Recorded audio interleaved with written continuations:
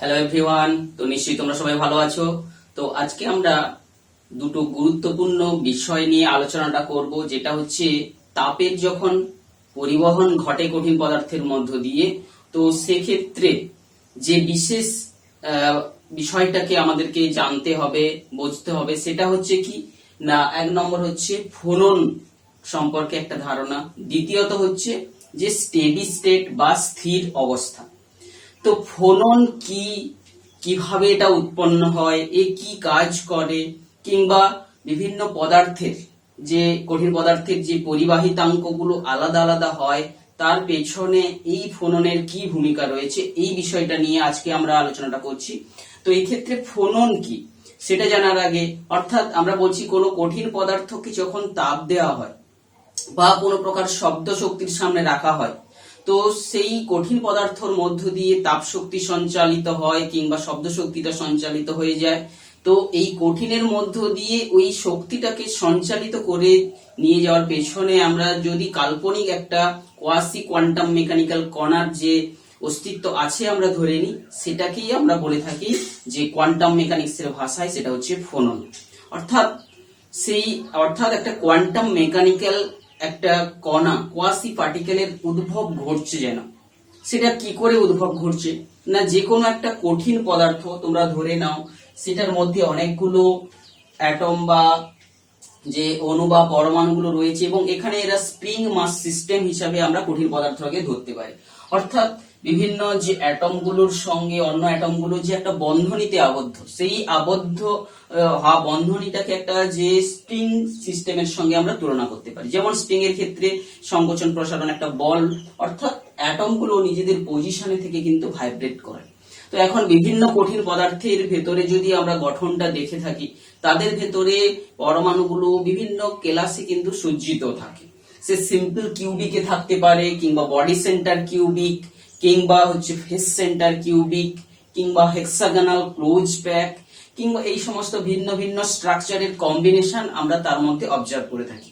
অর্থাৎ কি, আমরা যেমন বলি যে এই যে বিল্ডিংটার গঠনগত একক কি না আমাদের ইট, ঠিক সেইরকম কোন কঠিনের মধ্যে ঠিক সেইরকম একটা বিল্ডিং ব্লক আমরা খুঁজে পাই, যে বিল্ডিং ব্লক গুলোর আকৃতি হয়, এটা যেমন একটা সিম্পল কিউবিক স্ট্রাকচার এঁকে রেখেছি, অর্থাৎ কিউবের প্রত্যেকটা শীর্ষবিন্দু বিন্দুতে একটা করে অ্যাটম রয়েছে। তো এইরকম সে যে স্ট্রাকচারই হোক না কেন, তাদের মধ্যে কিন্তু একটা অ্যাটমের সঙ্গে সবার কিন্তু কানেকশন রয়েছে। তো এখন এই রকম একটা যে সলিড মেটেরিয়াল, সে ধাতব হোক, অধাতব হোক, উপরিবাহী হোক, যে কোনো ক্ষেত্রে তারা তো এইরকম ভাবে কঠিনের মধ্যে তাদের নির্দিষ্ট আকার আকৃতি থাকার জন্য তারা আবদ্ধ রয়েছে। তো এখন এই যে কঠিন পদার্থটার ভেতরে আমরা কয়েকটা পরমাণু যে তারা বন্ধনীতে রয়েছে দেখিয়েছি। তো এখন এই দিকে আমরা যদি এখানে উত্তপ্ত করি, অর্থাৎ তাপ শক্তি প্রদান করি, কিংবা শব্দ শক্তি আমরা দিয়ে থাকি, তো সে তাপ শক্তি হোক আর শব্দ শক্তি হোক, এগুলা কিন্তু পদার্থের অণুগুলোর মধ্যে কম্পন সৃষ্টি করে। তো শব্দের ক্ষেত্রে বিষয়টা হচ্ছে একটা ডিরেকশনাল কম্পন তৈরি করে, আর উত্তপ্ত বস্তু যে তাপ শক্তির কথা বলছি, সেই তাপ কি করে না বস্তুর যে কণাগুলোতে বিভিন্ন ডিরেকশনে, অর্থাৎ একটা র্যান্ডম মোশন তৈরি করে। তো শব্দ শক্তি হোক, তাপ শক্তি হোক, সে যে কোনো শক্তি আমরা দিয়ে থাকি না কেন, যে ধরে নিতে পারি যে কণাটার কম্পন শুরু। তো এই কণাটার কম্পন কি হবে, যেহেতু পাশাপাশি সবার সঙ্গে সে অ্যাটাচ রয়েছে, তো এই যে কম্পনটা পাশের কম্পনের সঙ্গে ধীরে ধীরে ধীরে ধীরে সঞ্চালিত হয়ে যাবে, এবং সমগ্র কঠিন বস্তু জুড়ে একটা যে ভাইব্রেশনাল মোড তৈরি হবে।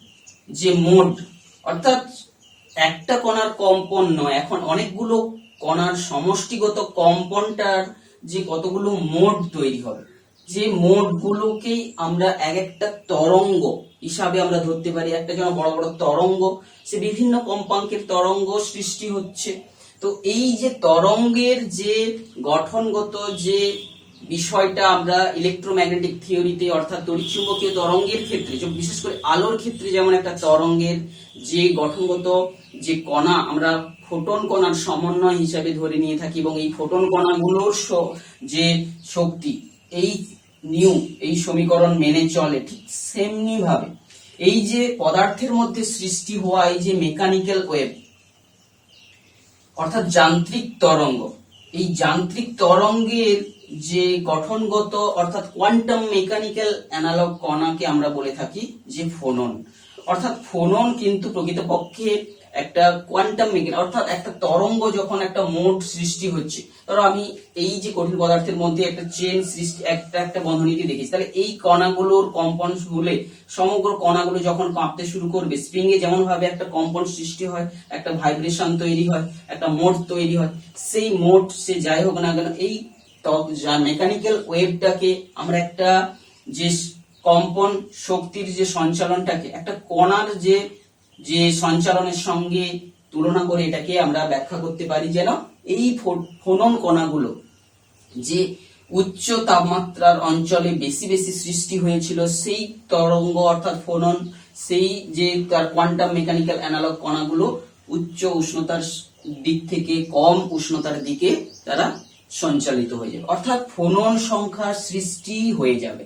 অর্থাৎ এক একটা ফোনন কণা অর্থাৎ আমরা একটা মেকানিক্যাল যে ওয়েভের যে মোড গুলো হচ্ছে সেই মোড গুলোকে এক একটা শক্তির কণা হিসেবে আমরা ধরছি। তো এখন হচ্ছে কি যে পদার্থের ভেতরে, তাহলে এই ফোনন কণাগুলোর কাজই হচ্ছে শক্তিটাকে তাপ শক্তিটাকে সঞ্চালিত করে যাওয়া। যেদিকে বেশি উষ্ণ থাকবে সেই দিকে ফোনন কণাগুলো যেন আমি ধরতে পারি যে বেশি বেশি থেকে এই দিকে সঞ্চালিত হচ্ছে কম তাপমাত্রার দিকে। তো এখন যে পদার্থটা যদি যে তার সমগ্র অঞ্চল জুড়ে, তাহলে এই ফোনন কণার সৃষ্টি বা তার যে শক্তির যে এইচ কাট নিউ তার যে শক্তির সমীকরণ আমরা ফোনন করার ক্ষেত্রে ফোটনের সমতুল্য হিসাবে আমরা ধরে থাকি যেমন ভাবে। তো এই যে কণাগুলোর যে কম্পাঙ্ক কিসের উপর নির্ভর করবে, কিংবা এই যে মোডটা সৃষ্টি হবে সেটা কিসের উপর নির্ভর করবে, যদি এই যে মেটেরিয়ালটা বা কঠিন বস্তুটা আমরা নিয়েছি তার যদি সে একটা সুন্দর কেলাসাকার পদার্থ হয়ে থাকে, অর্থাৎ তার ভেতরে অণুগুলো যদি একই প্রকারের হতে পারে, ভিন্ন ভিন্ন পদার্থের পরমাণুও থাকতে পারে, অর্থাৎ তাদের বন্ধন শক্তি, বন্ধন দৈর্ঘ্য, যে অ্যাটমগুলোর মাস, এই সব কিছুর উপর কিন্তু নির্ভর করবে সেই ফোনন কণাগুলোর যে শক্তির মান। তো এখন যে পদার্থের দেখো যে সমগ্র অংশ জুড়ে একটা পদার্থ জুড়ে কেলাসাকার পদার্থ অর্থাৎ সুনির্দিষ্ট যে গঠন রয়েছে, তো সেক্ষেত্রে সৃষ্টি হওয়া তরঙ্গটা কিন্তু আনস্ক্যাটার্ড অবস্থায়, যে অবিক্ষিপ্ত অবস্থায় কিন্তু সহজে দ্রুত চলে যেতে পারবে একদিক থেকে অন্যদিকে। যদি পদার্থটার ভেতরে ডিসলোকেশন থাকে, কোনো জায়গায় তার বিচ্যুতি রয়েছে, কিংবা কখনো কোনো কণাটা ছোট কোনো কণাটা বড় এইরকম হয়ে থাকে, তখন তার মধ্যে কিন্তু এই উৎপন্ন সৃষ্টি হওয়া কম্পনগুলো ভিন্ন ভিন্ন জায়গায় সে কিন্তু ব্যাহত হবে, তার গতি যে প্রবাহটা ব্যাহত হবে, স্ক্যাটারিং হয়ে গিয়ে ভিন্ন ডিরেকশনে যাবে। তো যখনই এইভাবে স্ক্যাটারিং হতে শুরু করে তো তখন কিন্তু তার প্রবাহের গতিটা কিন্তু কমে যায়। তো এই জন্যই আমরা জানি যে সমস্ত প্রকার কঠিন পদার্থের মধ্যে এইরকম স্প্রিং মাস সিস্টেম থাকা সত্ত্বেও তাদের বন্ধন প্রকৃতি, তাদের মধ্যে যে কত দূর পর্যন্ত তাদের মধ্যে যে একটা সুসামঞ্জস্য গঠন বজায় রেখেছে, এই সমস্ত গুলো কিন্তু তার মধ্য দিয়ে তাপ সঞ্চালনের যে মানটাকে কিন্তু নির্ণয় করে দেবে। তো এখন আমরা যে হীরকের কথা বলেছি, যে হীরক হচ্ছে সবচেয়ে যে বেশি তার পরিবাহিতাঙ্ক রয়েছে, প্রায় 2000 ওয়াট পার হচ্ছে কেলভিন পার মিটার। তো সেটা কেন হচ্ছে না, হীরকের মধ্যে যে তার সুসামঞ্জস্য, তার কেলাসাকার গঠন এবং প্রায় সমস্ত কার্বন কণা দিয়েই সে তৈরি, এবং বন্ধনীর দৈর্ঘ্য এবং দূরত্ব নির্দিষ্ট হওয়ার জন্য কোন স্থানে যদি আমি কম্পাঙ্ক তাপ শক্তি দিয়ে থাকি, অর্থাৎ যে বেশি কম্পন সৃষ্টি করছে, একটা র্যান্ডম মোশন দিচ্ছি, সঙ্গে সঙ্গে সেটা কিন্তু দ্রুত অন্য স্থানে পৌঁছে যাবে। যেমন ভাবে তোমরা দেখো, যদি এই শক্তিশালী স্প্রিংটার শক্তি যদি কম হয় তখন কি হবে, এখান থেকে শক্তিটা পরবর্তী স্থানে দুর্বল ভাবে প্রবাহিত হবে। কিন্তু যদি এদের মধ্যে টাইট বন্ধনী থেকে থাকে, যেমন ভাবে তোমরা দেখো কোন যখন সৈন্য দলের তাদের মার্চ পাস হয়, সেখানে দেখবে প্রত্যেকের সঙ্গে একটা দৃঢ় ভাবে তাদের জন্য ইউনিটি রয়েছে, কোনো একজনকে রেসপন্স করার সঙ্গে সঙ্গে বা কোনো কিছু যে দেওয়ার সঙ্গে সঙ্গে ইনফরমেশন দেওয়ার সঙ্গে সঙ্গে দ্রুত পৌঁছে যাচ্ছে, অর্থাৎ তাদের মধ্যে ইউনিটিটা স্ট্রংনেস বজায় রয়েছে। অপরপক্ষে একটা অবিন্যস্ত জনতার ক্ষেত্রে ধরো তাদের মধ্যে তাদের সেই ইউনিটি নেই, সেইটা কিন্তু ডিফিউজ হয়ে হয়ে হয়ে হয়ে একটা বার্তা পৌঁছায়। অর্থাৎ যেমন ভাবে বলতে পারি একটা সুনির্দিষ্ট ভাবে সাজানো অণুগুলোর মধ্য দিয়ে ছুটে যাওয়াটা বা তথ্য নিয়ে চলে যাওয়াটা, তরঙ্গ একটা চলে যাওয়াটা অত্যন্ত খুব সহজ। কিন্তু যে অবিন্যস্ত একটা কোনো একটা বাজারের মধ্য দিয়ে মানুষের চলাচল হচ্ছে, তার মধ্য দিয়ে যে তরঙ্গ কোনো একটা চলে যাওয়াটা, কোনো একটা বার্তা অন্য স্থানে পৌঁছে যাওয়াটা কিন্তু অনেকটা সময় সাপেক্ষ। তো এইভাবে সেজন্যই কিন্তু হচ্ছে কি হীরকের মধ্য দিয়ে অত্যন্ত দ্রুত শক্তি পৌঁছে যাচ্ছে। তো এখন প্রশ্ন হচ্ছে যে ফোনন কণাগুলো যে সংখ্যাটাই কিন্তু পরিবাহিতাঙ্কটাকে কিন্তু নির্ণয় করে দেয়। কিন্তু এই ফোনন কণাগুলোর তাহলে বন্ধন শক্তি যত শক্তিশালী হবে তখন কিন্তু দ্রুত সে সঞ্চালিত করতে পারে, তার পরিবাহিতাঙ্কটা আরো বেশি হবে। তো এই হচ্ছে আজকের এই আলোচনা। তো এক্ষেত্রে এই প্রসঙ্গে আমরা যখন শব্দ শক্তির কথা বলি, তাহলে কোনো একটা কঠিন বস্তুর যদি এক সাইডে তাপ দেওয়া হচ্ছে, সেই সঙ্গে সঙ্গে শক্তি, তাপ শক্তি আর শব্দ শক্তি দুটো দিলে দেখা যাচ্ছে যে শব্দ শক্তিটা কেন দ্রুত পৌঁছে যাচ্ছে। কারণ যে শব্দ শক্তিটা যখনই কোনো জায়গায় দেওয়া হচ্ছে, অর্থাৎ বস্তুটার ভাইব্রেশনটাকে একটা ইউনিডিরেকশনালে সৃষ্টি হয়। তো সেই ডিরেকশনটা কিন্তু একটা নির্দিষ্ট হওয়ার জন্য অন্যান্য কণাগুলো তা সেখানে একটা নির্দিষ্ট ওয়েতে কম্পিত হয়ে গিয়ে কিন্তু শব্দ শক্তিটাকে দ্রুত পৌঁছাতে পারে। অপরদিকে তাপ শক্তি কি হচ্ছে, তাপ শক্তি মানেই হচ্ছে একটা র্যান্ডম মোশন দেয়, অর্থাৎ কোন স্থানের কণাগুলোকে একটা অবিন্যস্ত গতি প্রদান করে। সেই অবিন্যস্ত গতি পেয়ে তাদের কম্পনটা বিভিন্ন ডিরেকশনে সঞ্চালিত হয়ে যায়। সেজন্য কি হয় যে সে যতক্ষণ যে এই প্রান্ত থেকে এই প্রান্তে এসে পৌঁছাতে তার কিন্তু সময় লেগে যায়। তো এই ফোনন কণার উপর ভিত্তি করে আমরা কি কি জানলাম, ফোনন কি আমরা জানলাম, যে জানলাম হচ্ছে পদার্থের মধ্যে, কঠিন পদার্থের মধ্যে সৃষ্টি হওয়া যে মেকানিক্যাল ওয়েভ এর মোড গুলো ভিন্ন ভিন্ন সৃষ্টি হয়, সেই মেকানিক্যাল ওয়েভ গুলোর একটা সমতুল্য যে শক্তির কণা হিসাবে যেগুলোকে আমরা কোয়ান্টাম মেকানিক্স যেটাকে ধরতে পারি, সেই জন্য এটাকে কোয়াসি পার্টিকেল হিসাবে ধরা হয়। ফোনন হচ্ছে সেই ধরনের কণাগুলোর যেন গতি হচ্ছে পদার্থের মধ্যে। তাহলে বেশি সংখ্যক কণা সৃষ্টি হয়ে তাদের গতি হওয়া মানে তাদের পরিবাহিতাঙ্কটা বাড়বে। ফোনন কিভাবে কাজ করে, তাহলে সে যখন কোনো উৎস থেকে শক্তি পায়, সেই শক্তির দরুন ফোনন সৃষ্টি হয়ে সেই শক্তিটাকে সে বহন করে নিয়ে চলে যাবে। এবং এই ফোননের সংখ্যাটা বেশি গুরুত্বপূর্ণ না ফোননের এনার্জিটা বেশি গুরুত্বপূর্ণ? তাহলে কোন একটা নির্দিষ্ট কম্পাঙ্ক দিলে কিন্তু সে একটা নির্দিষ্ট পরিমাণ শক্তিকে কেবল নিয়ে যাচ্ছে, যেটা কিন্তু শব্দের ক্ষেত্রে হচ্ছিল। কিন্তু তাপ শক্তির মানেই কি একটা অবিন্যস্ত অসংখ্য বিভিন্ন প্রকার শক্তির সে একটা সমাহার।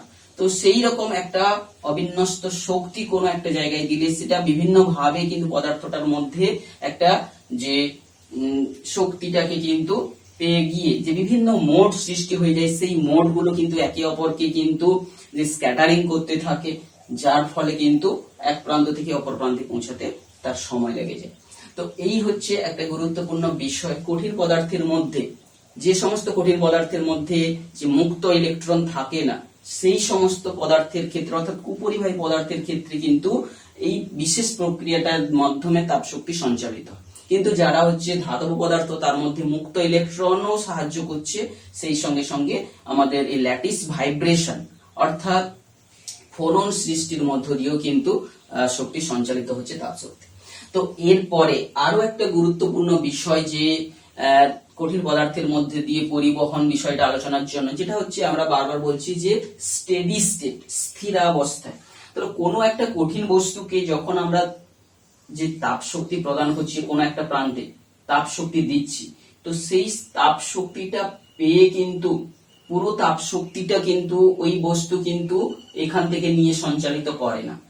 প্রথমে শক্তিটা নিয়ে সেই পরমাণুটা কিন্তু কিছুটা শক্তির সে শোষণ ঘটে নেয়, শোষিত করে সে নিজেকে একটা উচ্চতর উষ্ণতায় নিয়ে যায়, তারপরে অতিরিক্ত শক্তিটাকে সে পাশের জনকে যে সরবরাহ করে। এইভাবে শক্তিটা কিন্তু প্রথমে কোনো বস্তুর যে দুপাশে যদি উষ্ণতা এদিকে অর্থাৎ হট চেম্বারের সঙ্গে সংযুক্ত করি, তাহলে এইখানকার কণাগুলো কিন্তু সর্বপ্রথম সেই শক্তি তাপ শক্তি নিয়ে সে কিছুটা আগে তার নিজের শক্তি বৃদ্ধি করবে, পরবর্তীতে তার সেই শক্তিটা বাড়তি শক্তিকে পরবর্তী অণুগুলোর মধ্যে সে সঞ্চালিত করবে।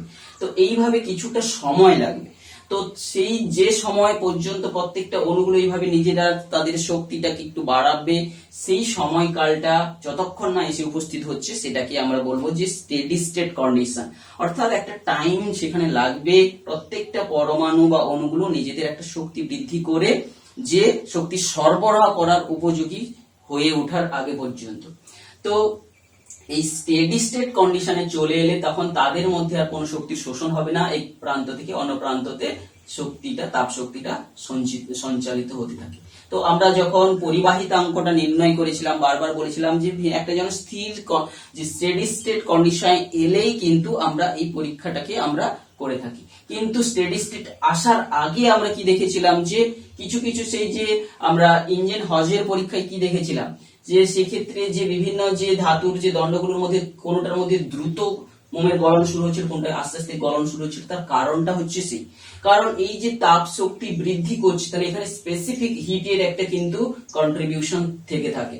তাহলে পরিবাহিতাঙ্ক, তাপ পরিবাহিতাঙ্কের সঙ্গে স্পেসিফিক এবং হিট এবং তার ঘনত্বের একটা যে অনুপাত, এইটা কিন্তু প্রথমে কার্যকরী হয়ে যায়। তাহলে সেই যে তাপ শক্তি পরমাণুগুলো বাড়াচ্ছে বা পদার্থের অণুগুলো শক্তি বাড়াচ্ছে, সেটার ক্ষেত্রে কিন্তু তার আপেক্ষিক তাপ একটা কার্যকরী ভূমিকা নেবে। তো এটাকেই আমরা বলেছিলাম যে এইচ নামে যাকে আমরা ডিনোট করেছিলাম, সেটাকে কি বলেছিলাম যে সেটাকে থার্মোমেট্রিক পরিবাহিতা বা থার্মোমেট্রিক কন্ডাক্টিভ বলে বলেছিলাম। তো সেই যে স্টেডি স্টেট আসার আগে আমরা কিন্তু এই যে সিচুয়েশনটা দেখতে পাই, তো এবং স্টেডি স্টেটের পরে আমরা কিন্তু পরিবাহিতাঙ্কটার নির্ণয় আলোচনাটা করেছি। তো এই হচ্ছে আজকের একটা দুটো ক্ষুদ্র বিষয়, যেগুলো কিন্তু পরিবহন, যে তাপের পরিবহন বিষয়টা পড়ার জন্য কিন্তু তোমাদেরকে অবশ্যই ভালো করে জানতে হতো। তো সেই জন্য এই ভিডিওটা আমরা ছোট্ট করে একটা তৈরি করলাম।